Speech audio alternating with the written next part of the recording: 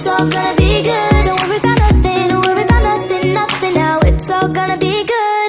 So breathe like you know you should. Yeah, breathe till you've understood. Selamat pagi Pak Saud dan teman-teman. Sekarang saya berada di Museum Nasional Sejarah Alam Indonesia.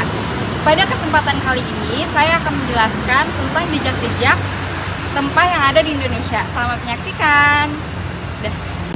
Pada gambar ini saya akan menjelaskan tentang eksplorasi emas hijau Nusantara atau rempah yang merupakan titik tolak eksplorasi keanekaragaman hayati di Indonesia. Kayu manis, pala, dan cengkeh adalah emas hijau Nusantara yang telah dimanfaatkan ribuan tahun yang lalu dan memainkan peran penting dalam perkembangan peradaban manusia serta merubah peta politik dunia atas kolonialisme Eropa terhadap bangsa-bangsa terutama di Asia Selatan, Asia Timur, dan Asia Tenggara. Lalu ada Spice Road atau jalan rempah berhubungan Nusantara dengan bangsa-bangsa lain di dunia, dibuktikan melalui perjalanan cengkih dan buah pala yang dikenal di dunia jauh sejak beberapa tahun sebelum Masehi. Catatan sejarah menorehkan kedua jenis rempah itu diperkenalkan oleh pedagang Arab dan Cina kepada bangsa-bangsa Eropa seperti Portugis, Spanyol, Inggris, dan Belanda. Terdapat dua jalur perdagangan rempah yang digunakan oleh para pedagang, yaitu jalur perniagaan melalui darat,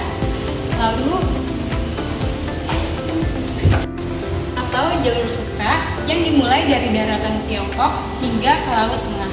Jalur yang kedua itu ada jalur perniagaan laut, Cina ke Selat Malaka, lalu ke Teluk Persia melalui Shan sampai ke Laut Tengah atau melalui Laut Merah sampai ke Mesir lalu menuju Laut Tengah. Di gambar yang kedua saya akan menjelaskan tentang masa perdagangan rempah sebelum Masehi bangsa Arab dan India.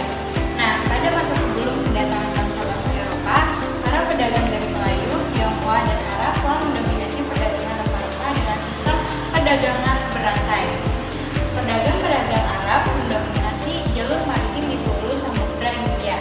Mereka menjual produk rempah dari sumbernya di timur jauh yang menghubungkan dengan rahasia kepulauan rempah, yaitu Kepulauan Maluku dan Banda. Nah, dari abad ke-8 sampai ke-15, Republik Venesia dan beberapa negara maritim lainnya memegang monopoli perdagangan Eropa dengan Timur Tengah. Pada masa tersebut muncul Kesultanan Utsmaniyah yang menyebabkan jatuhnya Konstantinopel pada tahun 1493. Lalu ada masa perdagangan rempah era kolonial.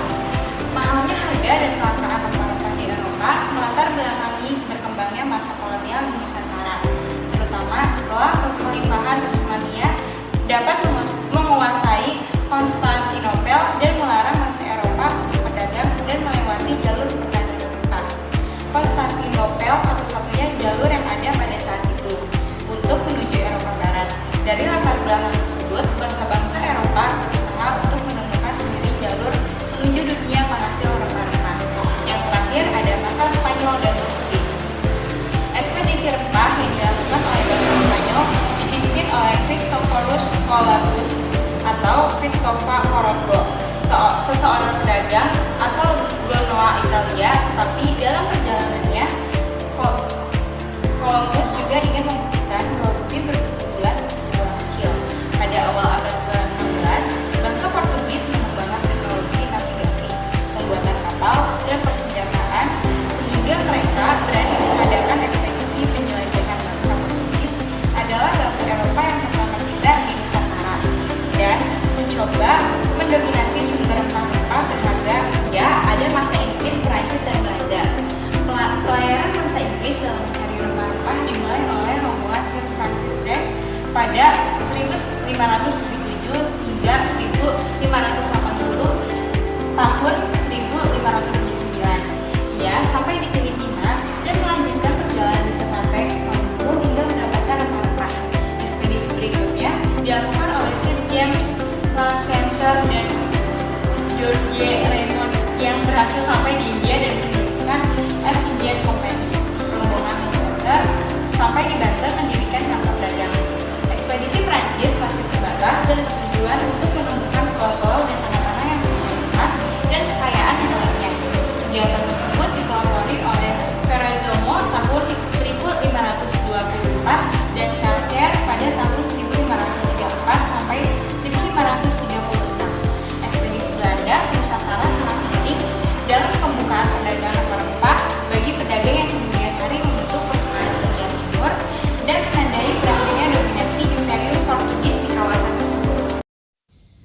ada sejarah rempah. Ada sebelum Masehi dan Masehi. Pada 3500 sebelum Masehi, masyarakat Mesir menggunakan berbagai rempah untuk bumbu makanan, kosmetik, dan pengawetan mayat. Lalu pada 1602 dan 1610 Masehi, warga Belanda berusaha memonopoli perdagangan rempah-rempah di Indonesia dengan membentuk VOC. Ada 3 rempah penting yang ada di Indonesia, yaitu lada, pala, dan cengkeh. Lada adalah buah kering yang berasal dari India. Ada 2 macam lada yang diperdagangkan, yaitu lada hitam dan putih. Lada hitam dan lada putih diperoleh dari liana yang sama, yang berbeda hanya waktu panen.